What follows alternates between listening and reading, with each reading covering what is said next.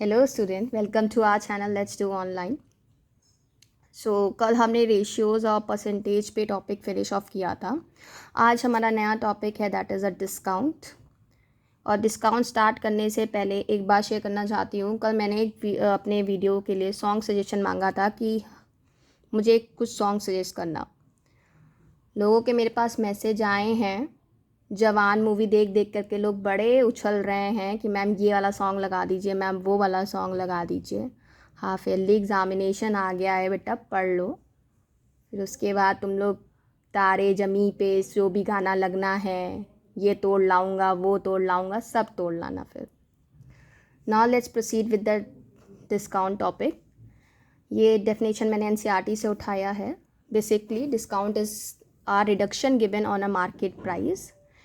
हम लोग कभी भी जाते हैं शॉपिंग करने के लिए, तो हम अगर शॉपकीपर से हम लोगों ने 200 रुपये या 300 रुपये का आइटम मांग रहे होते हैं, तो उसमें कुछ ना कुछ हमारी मम्मी करके बार्गेन कर लेती कि अरे भैया 5% का डिस्काउंट लगा दो, भैया 10% दे दो। तो जो शॉपकीपर हम वो डिस्काउंट देता है, तो जो हमारी मार्केट वैल्यू होती है उससे हमें थोड़ा कम मिल जाता है। जैसे अगर मेरे को 200 रुपये का आइटम है और मैंने 10% का उसमें हमें शॉपकीपर ने डिस्काउंट लगा के दिया है, तो जो मार्केट प्राइस से है उसकी वैल्यू हमें गिर जाती है। सो बेसिकली डिस्काउंट हमें क्या कहता है, छूट। जो हमारा मार्केट प्राइस होता है उसमें हमें छूट देता है, जो हमारा उसकी जो मार्केट वैल्यू होता है वो गिरा देता है। इसमें हम डिस्काउंट एंड डिस्काउंट परसेंटेज का फॉर्मूला मैं बताऊंगी। डिस्काउंट निकालने के लिए हम क्या करते हैं, जो आपका मार्केट प्राइस होता है माइनस कर देते हैं सेल प्राइस से। यानी जो हमारा जो मार्केट की प्राइस होती है और जिसमें आपको आइटम मिला होता है, तो हमें पता चल जाता है कि हमें कितने प्राइस का डिस्काउंट मिला हुआ है। अगर हम डिस्काउंट परसेंटेज की बात करते हैं, तो मैंने बताया था जब हमें कभी परसेंटेज लगाना होता है तो मल्टीप्लाई बाय 100 तो ज़रूर करते हैं। तो यानी हमें ये भी पता होना चाहिए जो हमारा ये जो डिस्काउंट था, जो हमारा डिस्काउंट रेट आया था अपॉन मार्केट प्राइस, तो हमें पता चल जाएगा कि हमें कितने % का डिस्काउंट मिला है। ये दो फॉर्मूला मैंने डेवलप किया है, जो कि डिस्काउंट है market price minus sales price, और दूसरा है जो तुम्हारा डिस्काउंट रेट, यानी जो तुम्हें यहाँ से मिलेगा, जो तुम्हारी मार्केट प्राइस होगी माइनस सेल्स प्राइस से, तो तुम्हें प्राइस पता चलेगा कि तुम्हारे इतने % या इतना वैल्यू तुमने की छूट मिली है। तो वो डिस्काउंट यहाँ पर लिखोगे अपॉन मार्केट प्राइस इंटू 100 क्यों? क्योंकि हमें जो वैल्यू चाहिए वो परसेंटेज में चाहिए, और परसेंटेज में जाने के लिए हम क्या करते हैं, मल्टीप्लाई बाय 100 करते हैं। ये क्वेश्चन मेरा एग्जाम्पल का ही है।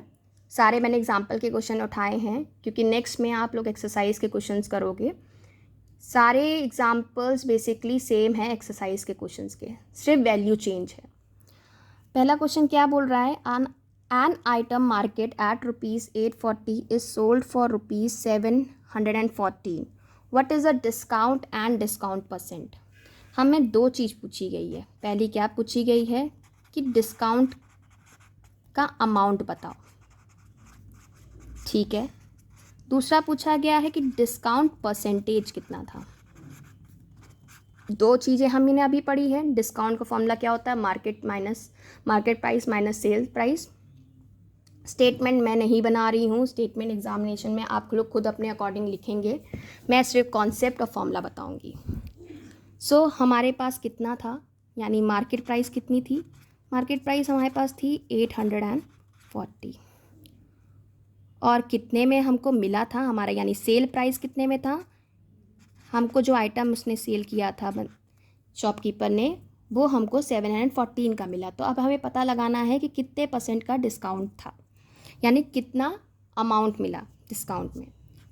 डिस्काउंट का फॉर्मूला क्या होता है, market price minus sales price. That is 840 minus 714 कितना आएगा, ₹126। यानी हमारा जो डिस्काउंट रेट आया है 126 रेट आया है। अब हमसे पूछा गया, अब हमने निकाल लिया है कि डिस्काउंट हमने निकाल लिया, अब हमें निकालना है डिस्काउंट परसेंटेज। तो डिस्काउंट परसेंटेज के लिए फॉर्मूला क्या था, जो ये वैल्यू निकाली गई है आपकी, दैट इज़ 126, यानी discount upon market price into 100। तो डिस्काउंट कितना था 126, मार्केट प्राइस कितना था आपका 840 इंटू 100। इसको सिंप्लीफाई करिए, जितना आपका परसेंटेज में आंसर आएगा वो आप कमेंट सेक्शन में लिखोगे। नेक्स्ट क्वेश्चन क्या है, a list price for a frock is ₹220, a discount price is off 20% is announce on sales, what is the discount amount and its sales price. कहने का मतलब है जो लिस्ट प्राइस है फ्रॉक की वो ₹220 है। लिस्ट प्राइस मतलब ही मार्केट प्राइस होता है, तो मार्केट प्राइस है 220 की। पूछा गया है डिस्काउंट परसेंट दे रखा है, डिस्काउंट परसेंट कितने का है 20% का। अनाउंस किया गया है कि उसको क्या निकालना है हमें, डिस्काउंट यानी कितना अमाउंट था, डिस्काउंटेड अमाउंट हमें निकालना है।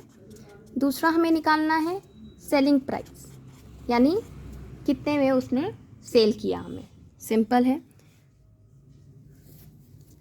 हमारे पास दो फैक्ट हैं, that is market price and discount percent.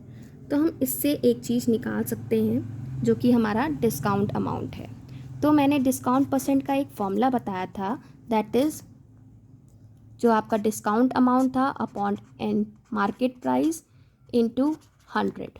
Discount percent आपका 20% था और रेट डिस्काउंट आपको नहीं पता है, मार्केट प्राइस 220 है इंटू 100। क्रॉस मल्टीप्लाई करते हैं, ये नीचे डिवाइड में था ऊपर जाके मल्टीप्लाई हो जाएगा, ये मल्टीप्लाई में था नीचे जाके डिवाइड हो जाएगा। तो डिस्काउंट क्या आएगा 20 इंटू 220 अपॉन 100। 0 से 0 कटा, 0 से 0 कटा, दैट इज़ 44 रुपीज़। यानी हमको कितने रुपए का डिस्काउंट मिला है, यानी 44 रुपीज़ का छूट मिल गया है। अब हमें निकालना है, क्या निकालना है, हमें सेलिंग प्राइस निकालना है। तो हमें सेलिंग प्राइस के लिए फॉर्मूला हमने डिस्काउंट में पढ़ा था, जब हमारे पास डिस्काउंट अमाउंट आ जाएगा, तो जब डिस्काउंट अमाउंट आ जाएगा तो उसका फॉर्मूला था discount equal to MP minus selling price. तो डिस्काउंट अब हमारा 44 था, मार्केट प्राइस हमारा 220 था, SP हमें नहीं पता। जब हम इसको इधर भेजते हैं तो जो पॉजिटिव साइन होगा वो वहाँ पर जाकर इक्वल टू के उधर पर जाके क्या हो जाएगा नेगेटिव, और जब हम इसको इधर भेजेंगे तो जो नेगेटिव साइन था उधर जाके क्या हो जाएगा पॉजिटिव। तो ये हो जाएगा selling price equal to 220 minus 44। तो उसको एक्चुअल कितने में मिला था ₹1। अब हमारा टॉपिक है सेल्स टैक्स,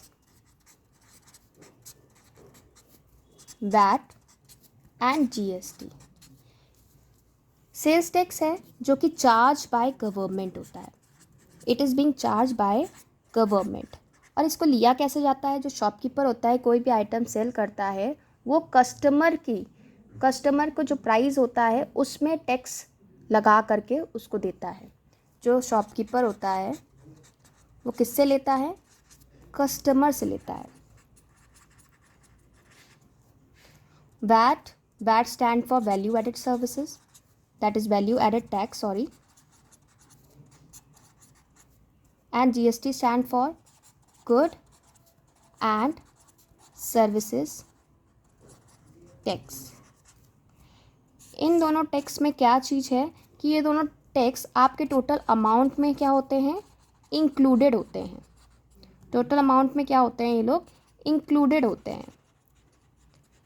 लेकिन सेल्स टैक्स क्या होता है, वो इंक्लूडेड नहीं होता है, इसको हमें इंक्लूड करना पड़ता है, तब जा कर के हम टोटल अमाउंट कस्टमर से लेते हैं। इन दोनों में जैसे आपने बिल देखे होंगे, कहीं भी खाना खाने जाते हैं रेस्टोरेंट में, GST लगा देते हैं 18%, 9%, 12%, सबके वैल्यू अलग अलग होते हैं।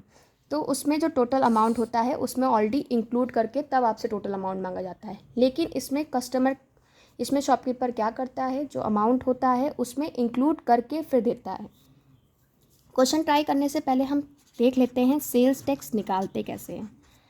सेल टैक्स को निकालने के लिए हम क्या करते हैं, जैसे सपोज़ आपके पास कोई अमाउंट है 200 रुपये का और उसमें शॉपकीपर ने 5% का टैक्स लगा दिया है, तो हमें अब पता करना पड़ेगा कि टोटल अमाउंट कस्टमर को कितना देना पड़ेगा।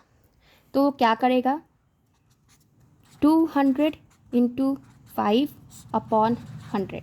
कहने का मतलब है जो आपका जो रेट था इंटू कितने % का टैक्स लगा है उसमें और डिवाइड बाय 100। तो इससे आपका सेल्स टैक्स निकल जाएगा। जीएसटी निकालने और वैट निकालने का एक ही फॉर्मूला होता है। इन दोनों में क्या करते हैं कि हमें पता है कि जो टैक्स होता है कि वो ऑलरेडी इंक्लूड होकर के टोटल अमाउंट मिलता है। तो हमें पता करना पड़ेगा कि हमारा जो प्राइस था वो पहले था कितना, हमारा बेसिक प्राइस था कितना, जब फिर टैक्स लगाने के बाद हमें कितना मिला। तो सपोज सबका अलग अलग % टैक्स लगता है। तो कस्टमर का टोटल आइटम, सपोज उसका कुछ भी आइटम होगा 100 रुपये का होगा, उसमें मान लो शॉपकीपर का जो आइटम था उसमें 18% क्या है, जीएसटी या वैट लगा के रखा हुआ है। तो वो जो 18% उसके टोटल आइटम में ऐड करोगे तो कितना बन जाएगा, 118। सपोज़ आपका जो टोटल अमाउंट था वो कितना था, 500 समझ लेते हैं। टोटल अमाउंट आपका 500 था। तो जो 500 होगा वो हम किससे डिवाइड करेंगे, डिवाइड बाय 118, क्योंकि हमें प्राइस निकालना है पहले का, यानी जीएसटी लगने से पहले कितना प्राइस था। तो वो हो जाएगा 500/118 इंटू 100। तो वो टोटल अमाउंट आपका वो अमाउंट बेसिक अमाउंट निकल के आएगा जो आपके टोटल अमाउंट से पहले, यानी जब टैक्स नहीं लगा था तब वो अमाउंट कितना आया था। चलिए हम क्वेश्चन की तरफ मूव करते हैं। पहला क्वेश्चन है हमारा, the cost of a pair of roller skate at the shop was ₹450. The sales tax charge was 5%. Find the bill amount. Roller skate, पहियों वाले जूते की बात कर रहे हैं लोग। यानी कहने का मतलब है कि जो तुम्हारे पहिए वाले जूते जो थे, आजकल बहुत लड़के या लड़कियां पहिए वाले जूतों में घूम रहे हैं। पहिए वाले जूतों की बात करें तो उसका शॉप में कितना प्राइस था, यानी 450 था। टैक्स लगाने से मतलब सेल्स टैक्स कॉस्ट कितना था, 450, यानी कहने का मतलब है 450 था। और इस पे इन्होंने टैक्स कितना लगाया है, 5% का टैक्स लगाया है। तो अभी हमें क्या निकालना है कि टोटल जो बिल बन के आया है वो अमाउंट कितना बन के आया होगा। तो हमें पता ही है कॉस्ट 450 है, उसमें कितने % का टैक्स लगा रखा है, 5% का टैक्स लगा रखा है। तो % का लगाने के डिवाइड बाय 100, 0 से 0 कटा, 5 1 जा 5, 5 2 जा 10, 2 1 जा, ये आएगा आपका डिवाइड करके, दैट इज़ ₹22.50। ये आपका आ गया है जो आपका टैक्स, यानी आपने जो टैक्स पे करेंगे, यानी टैक्स अभी बिल अमाउंट नहीं निकला है, ये हमारा निकला है टैक्स अमाउंट। यानी ये टैक्स अमाउंट हम किस में ऐड करेंगे, आपके टोटल कॉस्ट में ऐड करेंगे। तो कॉस्ट कितना था, 450 था, उसमें 450 में ऐड करना पड़ेगा 22.50, तब जाके हमें मिल जाएगा कि टोटल बिल अमाउंट कितना हमारा बना, 472.50। यानी इतना उसको शॉपकीपर को पे करना पड़ेगा, यानी शॉपकीपर ने इतना अमाउंट जोड़ दिया है आपके वैल्यू में, यानी आपके स्केट्स में जो कस्टमर ने ख़रीदा है, ताकि वो गवर्नमेंट को पे कर सके। तो टोटल बिल अमाउंट उसका बन के आता है 472.50। नेक्स्ट क्वेश्चन क्या है, this is a question of VAT. That is Waheeda brought an air cooler of ₹3,300 including a tax of 10%. Find the price of the cooler before the VAT was added. यानी हमारे पास जो भी कूलर आइटम, यानी जो लड़की थी उसने जो कूलर ख़रीदा है वो पहले उसको तो टोटल अमाउंट, यानी जो बिल में जो छप के आया होगा, बिल अमाउंट कितना छप के आएगा, 3,300। यानी इसके पहले, यानी बेसिक प्राइस क्या थी उसकी पहले, यानी टैक्स जब नहीं लगा था इसमें, तब कितना आया था, यानी उसको कितना कम था। तो हमें कितना टैक्स उस कूलर में लगता है, 10% लग रहा है। तो मैंने बताया था सपोज 100 था बेसिक, तो उसमें 10 ऐड कर देंगे तो ये हो जाएगा 110। अब हमें निकालना है कि जीएसटी सॉरी वैट यानी पहले का बिफोर, जब हमारा वैट चार्जेस नहीं लगे थे तब उसका अमाउंट कितना था ये हमें निकालना है। तो वो क्या होगा, दैट इज़ प्राइस कितना था 3300 डिवाइडेड बाय 110 इंटू 100। तो 0 से 0 किया, 11 is 11, 11 3 is 300, दैट इज़ 3000। यानी हमारा कितना आया बेसिक प्राइस हमारा कितना आया 3000। यानी उसने कितने का टैक्स लगाया होगा, यानी 300 रुपीज़ का टैक्स लगाया है तभी जा करके 3300 बना था।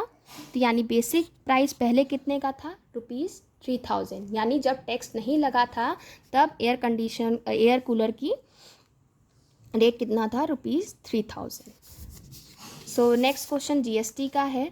जीएसटी का सेम एज ए वैट की तरह ही है।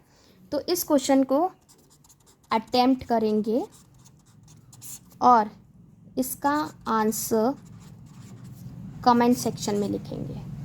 That's all for today. Thank you so much.